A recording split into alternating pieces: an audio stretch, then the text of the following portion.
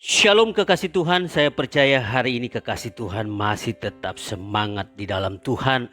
Saya juga berdoa agar supaya kekasih Tuhan selalu diberkati Tuhan dengan berkat kekuatan, kesehatan, damai sejahtera, sukacita berlimpah-limpah di dalam kehidupan kekasih Tuhan. Hari ini kita akan belajar dari satu tema firman Tuhan, yaitu doa sebagai senjata rohani. Nah, sebelumnya mari sama-sama kita berdoa. Terima kasih Bapa di sorga, kami mau belajar firman Tuhan hari ini. Tuhan berikan bagi kami roh hikmat akal budi supaya kami dapat mengerti firman Tuhan yang sebentar kami akan pelajari. Di dalam nama Tuhan Yesus kami berdoa dan mengucap syukur. Haleluya. Amin. Doa sebagai senjata rohani. Kita buka di dalam 2 Korintus 10 ayat yang keempat. Demikian firman Tuhan. Karena senjata kami dalam perjuangan bukanlah senjata duniawi, melainkan senjata yang diperlengkapi dengan kuasa Allah yang sanggup untuk meruntuhkan benteng-benteng.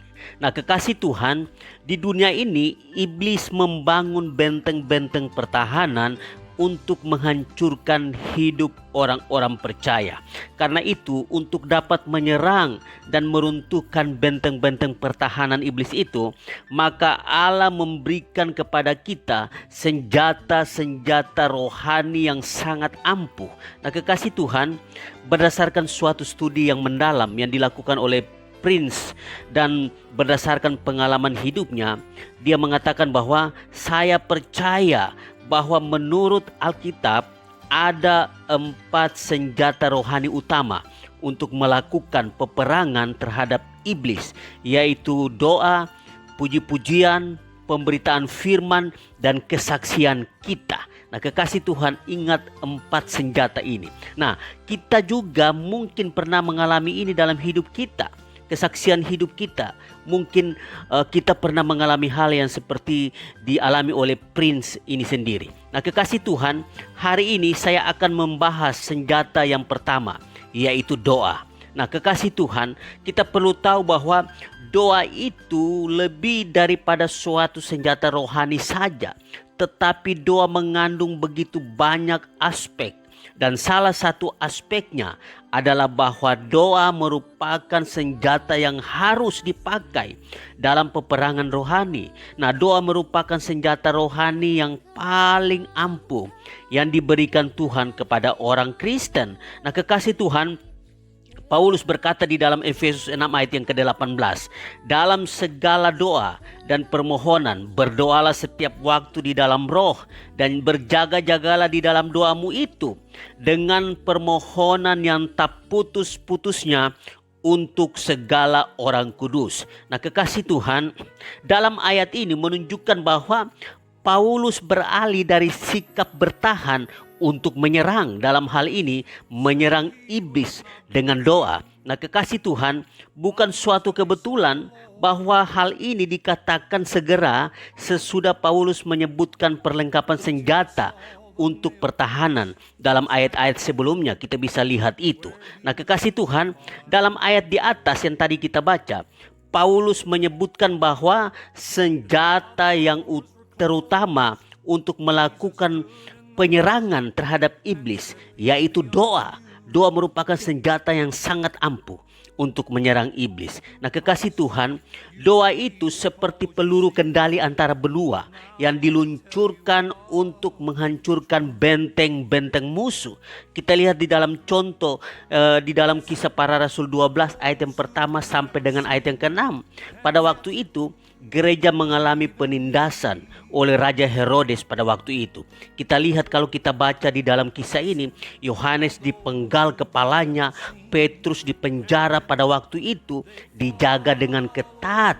Nah, kita lihat di dalam Kisah Rasul pasal yang ke-12 ayat yang ke-5 dikatakan demikian, demikianlah Petrus ditahan di dalam penjara, tetapi jemaat dengan tekun mendoakannya kepada Allah. Garis bawahi, jemaat dengan tekun mendoakannya kepada Allah. Nah, kekasih Tuhan, apa yang terjadi? Allah menjawab doa jemaat pada waktu itu dengan mengutus malaikat untuk membebaskan Petrus dari dalam penjara pada waktu itu. Dia tidak menyogok kepala penjara, dia tidak bermain curang di dalam penjara, tetapi justru Allah mengirim malaikat untuk membebaskan Petrus pada waktu itu. Kekasih Tuhan, kita bisa lihat juga contoh-contoh yang terjadi sekarang ini, bahwa doa itu adalah senjata yang ampuh untuk menghancurkan iblis. Kita lihat banyak contoh orang mengusir setan dengan doa, orang didoakan untuk kelepasan dan sebagainya. Ada banyak hal yang berkaitan dengan peperangan dengan iblis yang diselesaikan dengan doa. Nah, kekasih Tuhan, doa itu adalah nafas hidup sekaligus senjata yang ampuh untuk menghancurkan benteng-benteng iblis. Dan kekasih Tuhan, oleh karena itu kita jangan sampai lupa berdoa di dalam kehidupan kita, karena doa itu adalah senjata yang ampuh untuk mampu menghancurkan segala benteng-benteng iblis yang ada di dunia ini. Nah, kekasih Tuhan, marilah kita jadikan doa sebagai gaya hidup kita. Jangan sampai lupa, kita jadikan doa sebagai gaya hidup kita. Berdoalah senantiasa, berdoalah secara terus-menerus. Itu yang Tuhan inginkan dari kita. Firman Tuhan sangat jelas memberikan perintah bagi kita agar supaya kita berdoa secara terus-menerus, senantiasa. Nah, kekasih Tuhan, hadapi semua musuh yang di dunia ini dengan doa, dan itu yang diinginkan Tuhan. Mari kekasih Tuhan, kita jadikan doa sebagai gaya hidup kita dan hadapi musuh-musuh kita dengan doa. Dengan doa kita bisa dapat menyelesaikan banyak hal yang berkaitan dengan peperangan melawan benteng-benteng iblis yang ada di dunia ini. Saya percaya kalau kita menjadikan doa sebagai gaya hidup kita, maka kita akan melihat ada banyak peperangan yang kita akan menang melawan iblis. Benteng-benteng iblis akan dihancurkan dengan doa. Nah, kekasih Tuhan, orang yang suka berdoa adalah orang-orang yang berkenan di hati Tuhan dan pertolongan selalu ada di dalam kehidupannya. Demikian pelajaran firman Tuhan hari ini. Tuhan Yesus memberkati kita semua.